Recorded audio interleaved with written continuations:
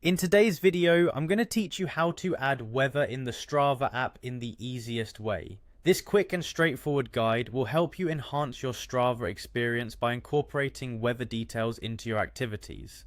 Whether you're a runner, cyclist, or just someone who loves tracking their activities, having weather information can provide valuable context to your performance. So let's get started. First things first, open your Strava app.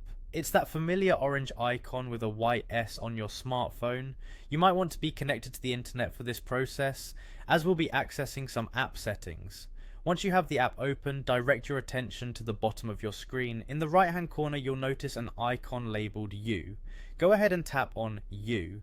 This will take you to your personal dashboard where you can see your activities and various statistics. Now that you're in your dashboard, the next step is to find your activities.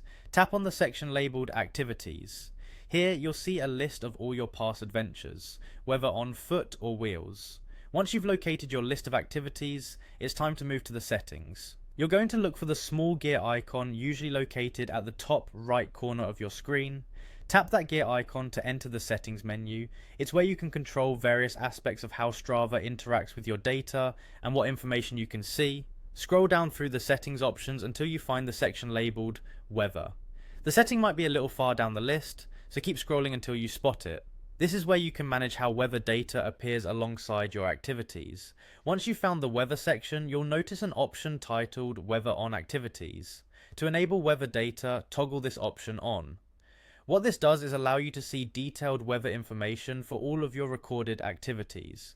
From this point, each new activity you log through Strava will automatically include the weather conditions for that specific time and place. And there you have it. With just a few taps, you've successfully added weather information to your Strava activities.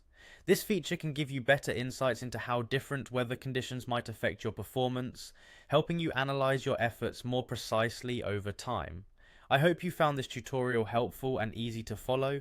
Remember, having contextual data like weather alongside your activities is a fantastic way to optimize your training and workouts. Thank you for watching and happy exploring with Strava's enhanced features.